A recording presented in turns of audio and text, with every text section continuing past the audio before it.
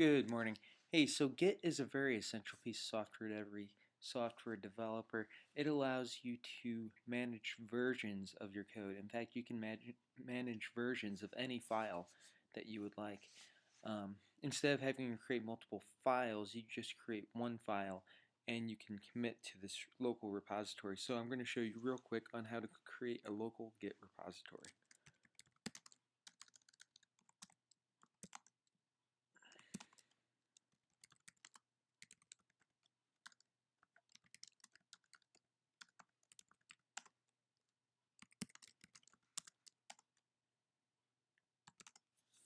Okay, right here I have a completely empty directory. If I just create one file,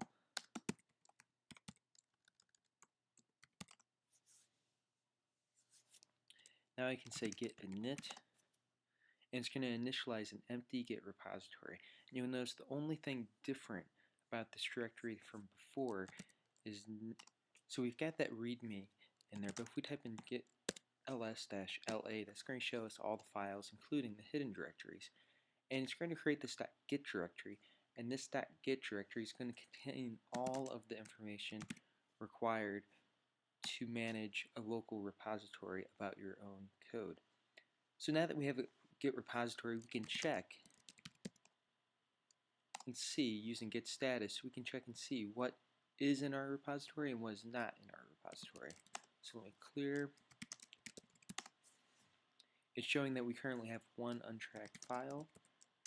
We can use git add. We type in git status again.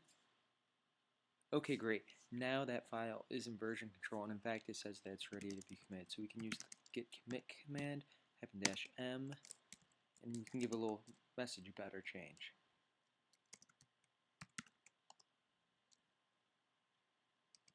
Now I can type in git status, and it says, great, you have no changes currently on your repository.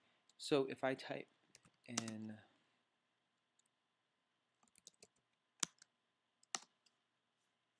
let's say I do make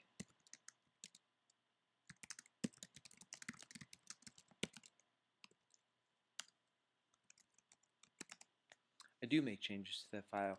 Now when I go check git status again, it's actually going to say, hey, you've updated this file since last time. And so again, if I want to save a version of this readme, I just simply add it to be committed. And now I can commit the file to save a version of it.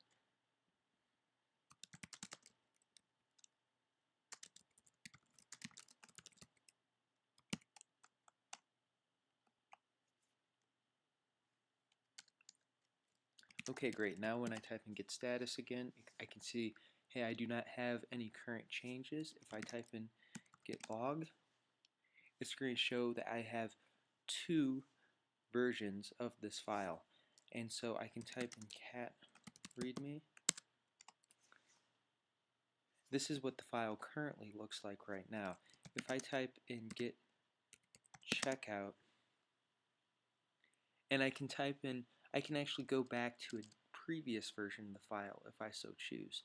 So if I type in git checkout, and then I copy just a piece of this commit address,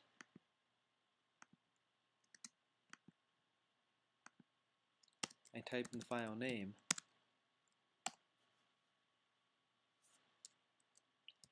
now when I look at the readme, I'm actually back in my previous version before I entered any text into that file. And so this is how you create a local Git repository. Again, the only thing that, so you just start out with git init. The only thing that does is it creates a Git repository, a .git directory inside your current directory that keeps track of all the changes. It will tell you if you have any unchanged files, or if you have any changed files, that is, and to get rid of the Git repository, just simply say that. And now when we type in git status, we can see that there is no longer a repository available.